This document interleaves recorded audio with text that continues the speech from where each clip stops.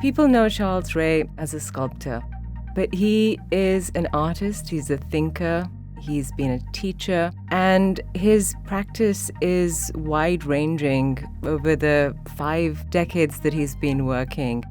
Ray is a sculptor who's always pushing the material, technical, and conceptual limits of sculpture. He always wants sculpture to do more and to be more.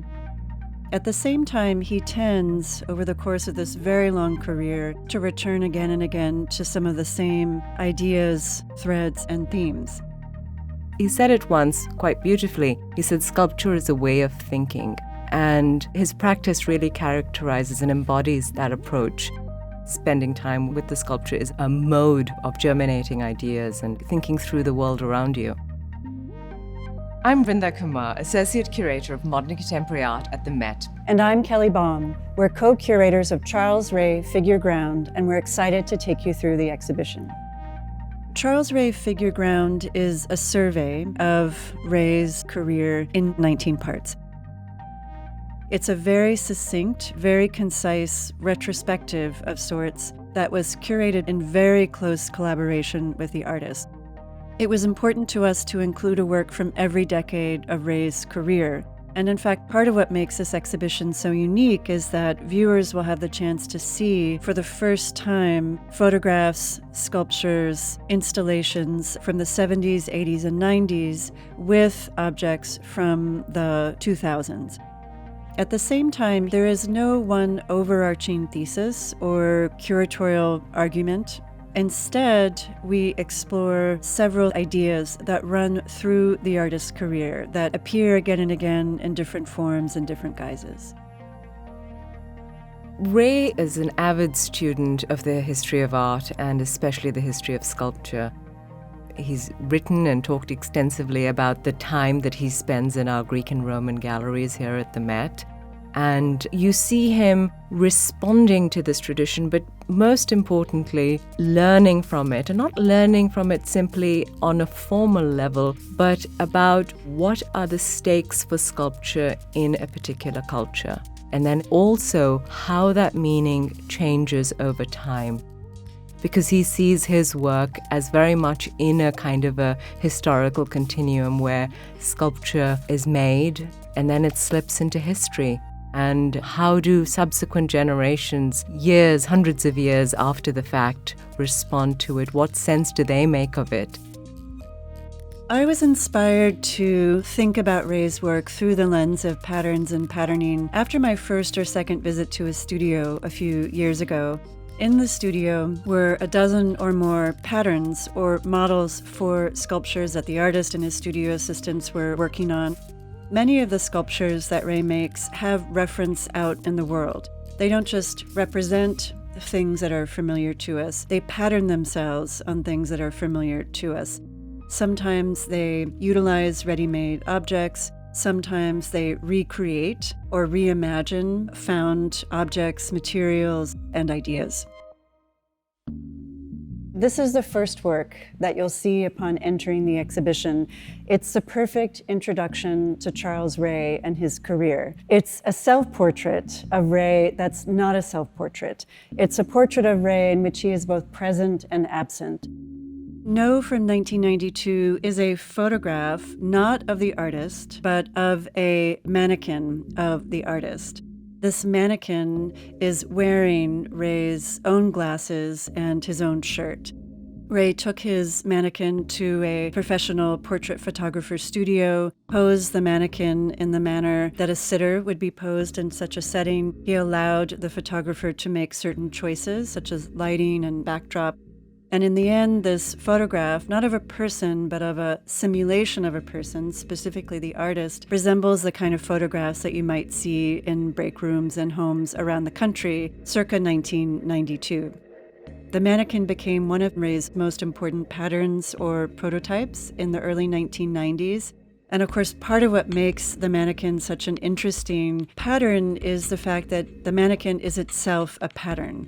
Mannequins are patterned on human beings. They're patterned on very specific kinds of human beings, of course, mostly white. And that's reflected very much in Ray's own sculptures. Boy is a wonderfully uncanny and very disconcerting sculpture that Ray made at the midpoint of his career. It's one of his earliest sculptures of mannequins.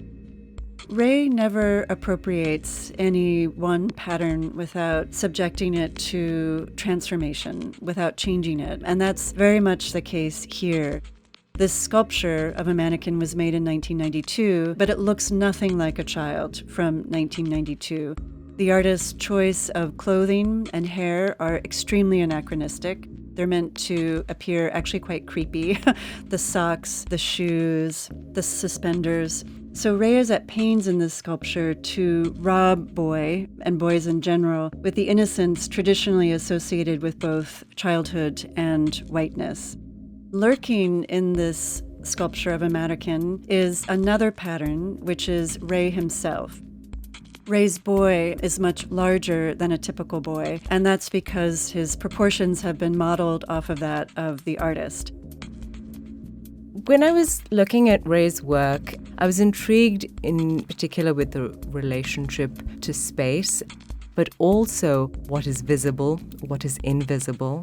When something is invisible, how do you imagine it? What other sensorial aspects do you have to activate to develop an understanding of that sculpture? These three small objects distill these large ideas. So take, for example, chicken, the inside of which is every detail of a kind of hatchling, an incipient life form that has been articulated in porcelain. But all you see is the amount that's made visible through this hole in the egg's surface. It isn't a natural crack in an egg because it's impossibly round. And what you end up needing to do is imagine those points of contact that are beyond sight within the shell of the egg. Handheld bird, as this title suggests, is an object that is in fact meant to be held in one's hand and turned. So you see and feel the object at the same time, and the hand becomes the base for the sculpture, and that's a very evocative idea as well. Coming to hand-holding egg, the egg and the hand are fused into one form. And what's interesting about this arrangement is that when you walk around the case, you see aspects of it that are not immediately evident when we start. So, for example, hand-holding egg is hollowed out. There's just space that flows uninterrupted through the piece.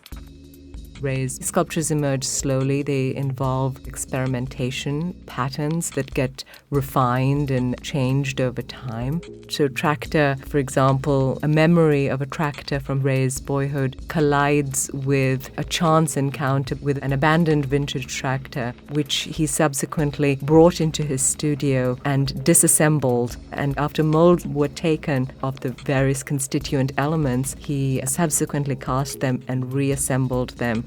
Thus, this is a tractor in which its every part is in some ways true to its referent, even though you don't necessarily see every element of it. So this kind of connects back to the idea of chicken as well, where there are complete parts that remain unseen. The meaning of the sculpture is not only inherent in what is visible, but it is in the relationships of the parts to the whole, both those that are seen and those that are unseen. No detail is too small to have been of artistic interest to Ray. The bump in the grill to the residual dirt on the tracks is still there. And you can see the dials on the dashboard. You can see some of the cracks within them rendered here in cast aluminum. I think one of the things that makes Ray's work potentially disconcerting for viewers is the fact that it is contradictory, that its parts don't necessarily add up. There is tension between elements in the same work. And that's very clear here in Boy with a Frog, which is over life size, is smooth, idealized. Certain details have been removed. There's something not generic, but general about the boy. On the other hand, the frog is rendered in exacting detail. Every bump on its skin, every fold of flesh has been preserved in the sculpture. The sculpture mime brings together some of these interests. Ray has spoken about the art of miming and the making of sculpture in analogous terms. He sees there is a delicacy and a precision that the mime brings to their practice, and that same kind of precision and delicacy that is required for the making of his sculpture. Evolution is kind of fundamental to both the art of miming and this sculpture. It's kind of premised on a combination of suspension of belief and a suspension of form and space. Ray's sculptures direct your gaze in really important ways. It's a sculpture that is interested in ambiguities. Is this a mime who is sleeping? Is this a mime who is miming the onset of death? It's static in its pose, but it's so dynamic, that surface, at the same time. So once again, that kind of tension is something that is of sculptural interest to Ray. Your eye is drawn low with this piece, and if you draw even lower and go quite low, you see how the figure sinks into the cot and lifts at the same time. It's a play with gravity, and the sculpture exists at the intersection of those two forces. In this exhibition, there are two works, Huck and Jim and Sarah Williams, that are very directly patterned on two different moments from Mark Twain's 1885 novel, Adventures of Huckleberry Finn. Ray found himself especially interested in the relationship between the two protagonists, the young white boy, Huck, who was fleeing an abusive father, and the older enslaved black man, Jim, who was on the run to the Free States. Everything that happens in this novel is set against the backdrop of slavery and racial violence. Jim is subjected again and again to taunts, to threats, to very real acts of violence, even from Huck, from beginning to end. While that violence is not something that Ray depicts outright, he makes room in his sculpture for the very complicated dynamics of race and power that play out both in the novel and in the relationship between Huck and Jim. Huck and Jim, which was finished in 2014 and rendered at about twice life size, references a very specific moment from chapter 19 that sees the two protagonists debate the origins of the stars while floating without clothes down the Mississippi River on a raft.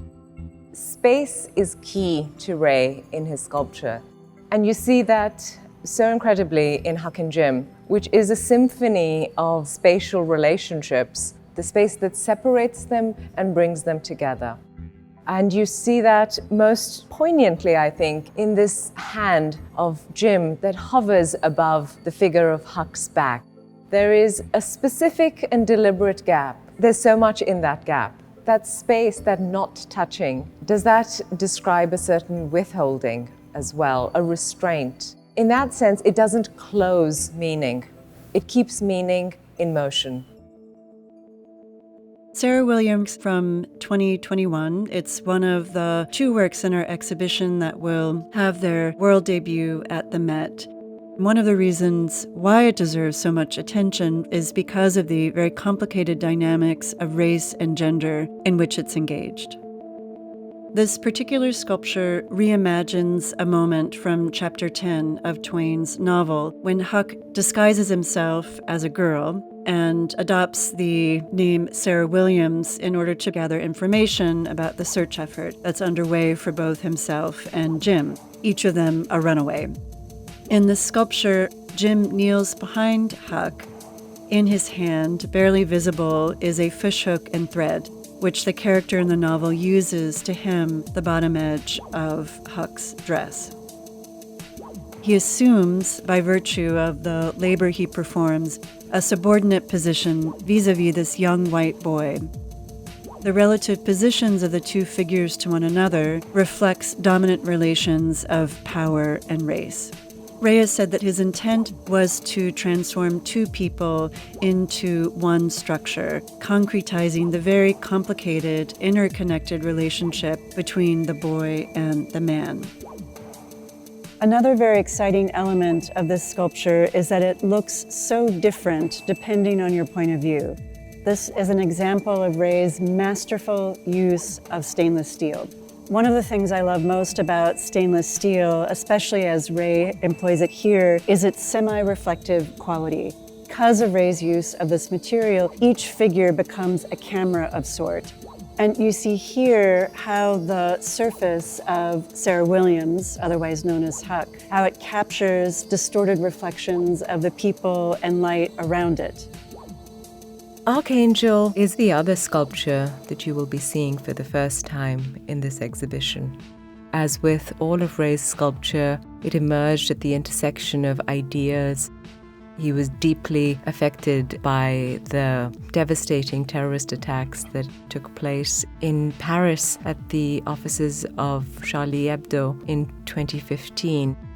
He imagined a city needing a guardian figure of sorts, and the idea of the Archangel Gabriel, who is a guardian figure in Judaism, Christianity, and Islam, came to him. He saw this figure as kind of alighting on this kind of unstable, shaky ground, this fragile city at that particular moment. Ray chose to have the sculpture carved from Japanese cypress. He went to Osaka to the workshop of the expert woodcarver Yuboko Mukoyoshi, who he'd worked with on earlier sculptures. Both figure and pedestal, or figure and the box upon which it stands, are made of a single piece. They're not separate, even though it may seem that way. You've got to walk around to understand it from all sides. It changes as you do so. Your relationship to it is dynamic. Different associations come into focus from certain angles. He looks with his outstretched arms, like a crucifixion, for example. He seems so timeless in a certain moment. But then, at the very same time, you look at his rolled up jeans and you look at his flip-flops, and you know that he's a person of our time. And that sliding back and forth through history is something that I think Ray delights in and is deeply interested in. It will be important for viewers to remember that Ray himself is suspicious of moralizing and didacticism. Even though Ray tends to sculpt subjects that are charged socially, politically, and ethically, he refuses to short-circuit what he calls the meaning machinery of his sculptures. So although he might provoke, he never wants to answer, define, or resolve. And I hope each of you will have the opportunity to see the exhibition in person. To experience these sculptures in 3 dimensions, you're also kind of reminded of fundamental questions about how we inhabit space. It's not a linear show. It's something that unfolds and you flow through it. And it's the hope that new relationships will emerge in that experience.